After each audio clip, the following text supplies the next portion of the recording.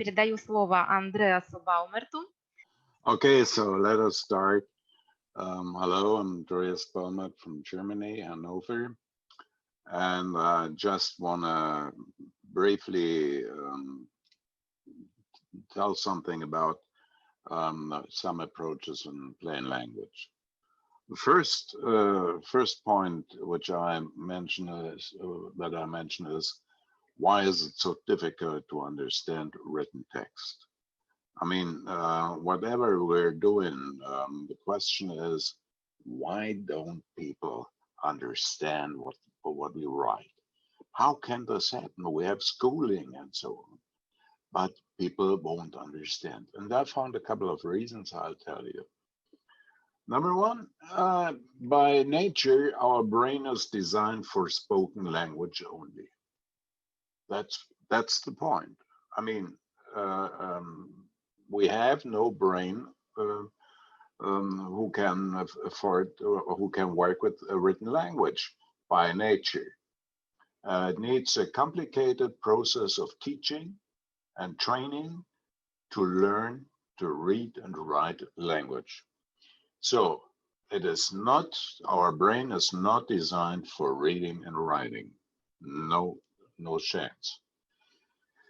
So to understand written language, the brain itself needs to be changed. So it must learn new ways which are not in the brain by birth. It's not there. Understanding spoken language is possible because we have had, at last, say, 100 to 500,000 years to work with spoken language, and that's enough time for brains to develop. But not with written text. We had only 5,000 or 7,000 years to learn to operate with written text. That is not enough to cause changes in the brain. It means, on the other side, we're at the same position as people were when language was invented 5,000 or 7,000 years ago. So for some people, these changes in the brain work really fine. They can read, they can write. For others, they don't. And these are a lot of people. In Germany, for example, the OECD, Organization of Economic Cooperation and Development, counts nearly 50% of the adult people who cannot read well. They can read, but not well if there are really problems and if there are really decisions needed. Works not good. So that's why we use plain language. Because plain language supports readers who have no knowledge about the subject. Take me, for example. I have no knowledge about television. And so I do not understand how to operate my television set.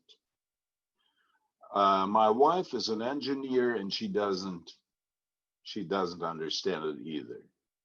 So the manual for the television set is so complicated, we will not understand it. So the other point is, because these development of our ability to speak and write plain language support readers with minor literacy skills. That's the point. I mean, not everybody has the literacy skills that are needed to understand what's daily written. It is, plain language is for everybody, except for readers with severe brain damages.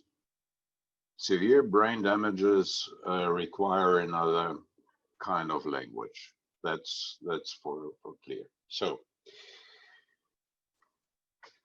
So my access to plain language is oriented on readers and on levels.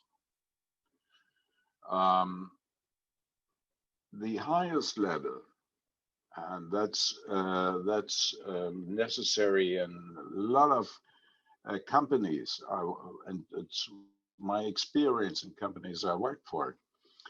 You have experts in another discipline. I myself are a linguist, and I work for computer companies, and there are people on the as chiefs who are computer scientists, business economists. So you need to write in plain language what's going on. The medium level of plain language is for educated people. For example, in Germany we have, and so as in the US, we have a lot of science journalism.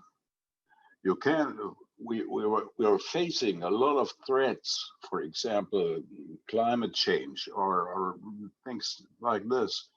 And we need scientists who write in a clear and understandable way. But of course, this is often more for educated people. Not everybody can read it and understand it.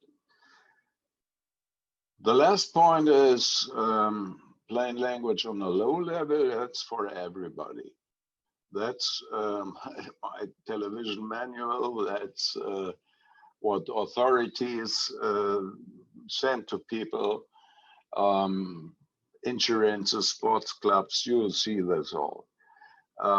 This is the lowest level, and it means not that the people are not well educated or so.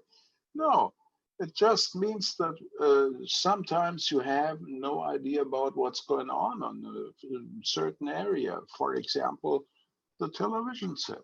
Well, it's just one example. And the lowest level is for people with severe neurological or cognitive damages. We have an approach in Germany which is called leichte Sprache. That's in English easy to read, or in Spanish lectura fácil. There are some this is language which is very, very different, designed to the normal spoken or written language. So we're not alone, neither you nor us. An international standard is at the horizon. I'm at the same time, I'm in another conference by the ISO. Not by the ISO, by three organizations. One is Plain, the other is Center for Plain Language, and the third is Clarity. And they make just a 3 days conference with a lot of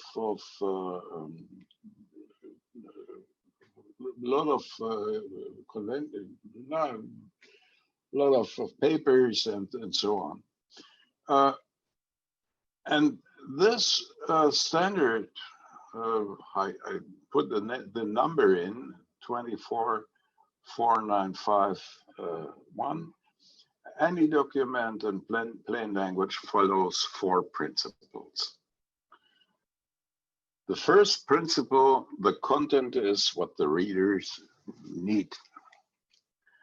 That's what not what the author needs or his organization. Content is what the reader needs. Second principle, the readers can easily find what they need. We discussed in earlier times how to make an index or something like that, so that the reader can find what. No, it's not necessary that the reader finds. It must be easy to find something. the readers can easily understand what they find. That's a difference to the history. And, last point. The readers can easily use that information. For example, if you want to have a new passport and you go to your authority, it must be very simple to get that new passport. So these are just a couple of ideas. If you want to get in contact, it's possible about the internet page, W and so on, plain language, DE, because it's Deutschland, Germany, and not the US or so. So that's it.